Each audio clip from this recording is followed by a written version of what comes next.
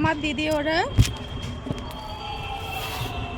দিদি ওরা বলতে আমার সর্দির সঙ্গে কথা হয় যে আমার যদি কোনো কিছু শোনে যে আমি আজকে লবণ ছাড়া খাচ্ছি, আজকে আমি তেল ছাড়া খাচ্ছি, আমার ছেলে তেল ছাড়া খাচ্ছে, আজকে আমার ছেলে লবণ ছাড়া খাচ্ছে, আমার ছেলে আজকে 2টা বিস্কুট খেতে পারছে না, বা আমার ঘরে এটা নেই সেটা নেই, বা আমার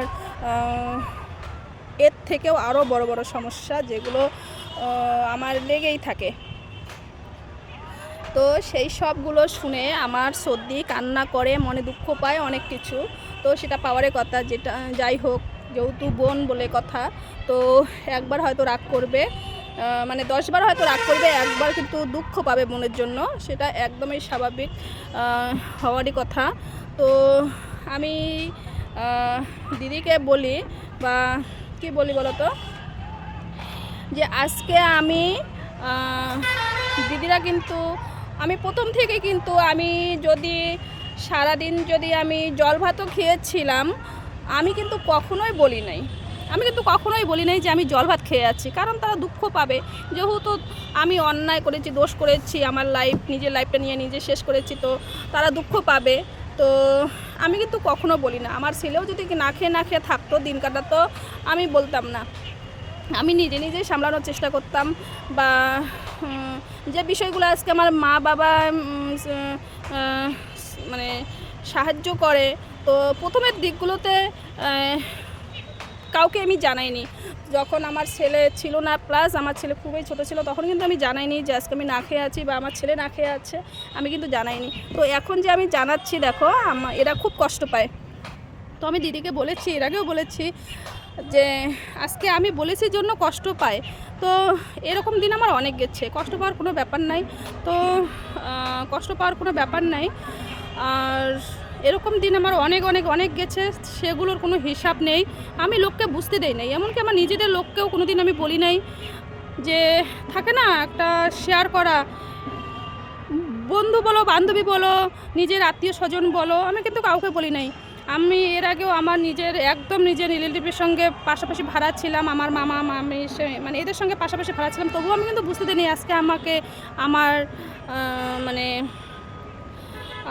মানে আমি যাই হোক, আমি এখানে কারো নাম ধরতে চাই না, তো আর নাম ধরতে চাই না। তো এখানে আমি না খেয়ে থাকি, আমি কাউকে বুঝাই নাই। এমনকি আমার মা কষ্ট পায়, মা তো আমার জন্য মানে জীবনটা পুরোটাই দেওয়ারই মতো। তো তবুও আমি মাকে কিন্তু বলি যে যদি কিছু রান্না করি নাও করি, আমি কিন্তু বলি যে হ্যাঁ এটা দিয়ে খেয়েছি। একটা মানুষকে কি সবসময় এভাবে বলা যায় যে খাই নাই, বা আমার এটা সমস্যা, আমার ওটা সমস্যা? আমি কিন্তু অনেকটাই নিজে এসে করার চেষ্টা করি। তো দিদি যদি আমার শুনে যে আমি না খেয়ে আছি, আমার ছেলে না খেয়ে আছে, আমার এটা সমস্যা, আমার ওটা সমস্যা, দিদি এখনও আমার বিয়ের ব্যাপারে নিয়ে আমাকে মানে কথা শোনায়, মানে ওটা তো ভালোর জন্যই বলে, কিন্তু খুবই রাগ হয় যে আমি কেন ওভাবে বিয়ে ঠিক করলাম, এগুলো রাগ হয়। কিন্তু আমাকে বলে যে মানে এখন ওদের ব্যাপারটা কি বুঝি বলো তো, যে ওদেরকে আমি কেন বলে মানে ওরা কত কষ্ট পায়, এখন আমার ব্যাপারগুলো শুনে ওরা কত কষ্ট পায়। বা তাহলে তোমরা বলো, আগে যদি জানতো তাহলে কি হতো, মানে আগের থেকে যদি আমি সম্পূর্ণ 100-র মধ্যে 100 যদি আমি তাদেরকে জানাতাম। তো আজকে আমি দিদির সঙ্গে কথা বলেছি যে দেখ, আজকে যদি আমি তোদেরকে আমার বিয়ের দিন বেলা থেকে আমি তোদেরকে যদি সব কিছুই এভাবে বলতাম, শেয়ার করতাম বা লোকজনকে বলতাম, আমার তো 1 মাসের মধ্যেও সংসার হতো না, 1 মাসেও আমি সংসার করতে পারতাম না।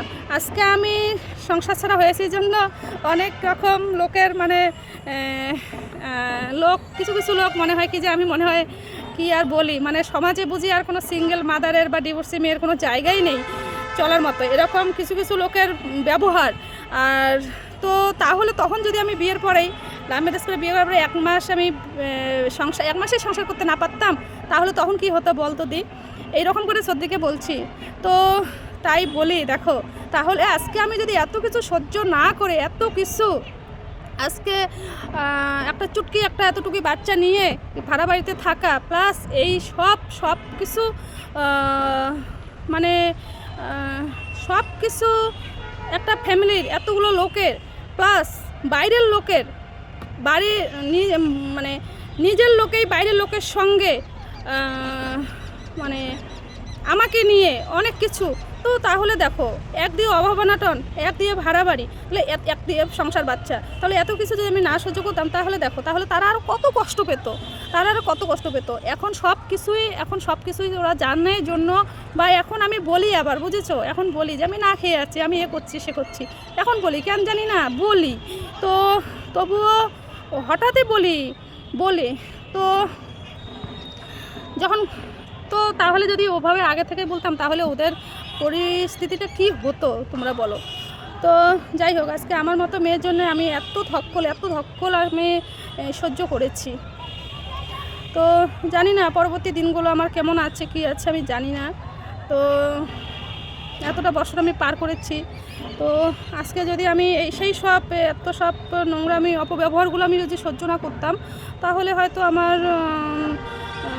সত্যি বলছি বিয়ের 1 মাস কেন, বিয়ের 1 সপ্তাহ মধ্যেও সংসার হতো না। তো জানি না আমার পরবর্তী দিনগুলো আমার কি আছে কি নাই আমি জানি না। তো আজকে তোমরা দেখো একটা জিনিস ক্লিয়ার বুঝতে পারবা, আজকে একটা বাচ্চাকে 1 বছর 1 মাস বয়স, সেখানে যদি মা বাচ্চা সহ সেই বাড়ি থেকে সরানো হয়, তো তারপরেও বাপের বাড়ি, তারপরে বাপের বাড়ি থেকে ভাড়া বাড়ি, সেখানে তাহলে ভাড়া বাড়িতে ঠকানো হয়, ভাড়া বাড়িতে বউ বাচ্চা রেখে এক কথায় বলবো পালিয়েছে। তো তাহলে তোমরাই বলো তাহলে পরিণতিটা কি হতে পারে আমার। তো এখন আমি বলি, আর এখন তো আমার ওই হিসাবে তো বলা চলবে যে এখন তার কষ্টটা কম, আগেই তো কষ্ট বেশি ছিল, যখন আমি কারো কাছে শেয়ার করতাম না, আজকে সংসার হওয়ার জন্য আমি সহ্য করেছিলাম, তাহলে এখন তোমরাই বলো তাহলে কি বলবো, ভাষা হারিয়ে যাই। তাহলে মানে জীবনটা কোথায় আছে তোমরাই বলো, জীবনটা আমার কোথায় আছে। আজকে আমি নিজেও হতাশ হয়ে যাই, নিজেও আমি না ব্যালেন্স হারিয়ে ফেলি যে আমি কিভাবে বেঁচে আছি। তো যাই হোক, অনেকেই ভাবে যে এটা বুঝি আমার নিজের বাড়ি, এটা আমার নিজের বাড়ি না, তো আমি এভাবেই এটা লোকের বাড়ি। তো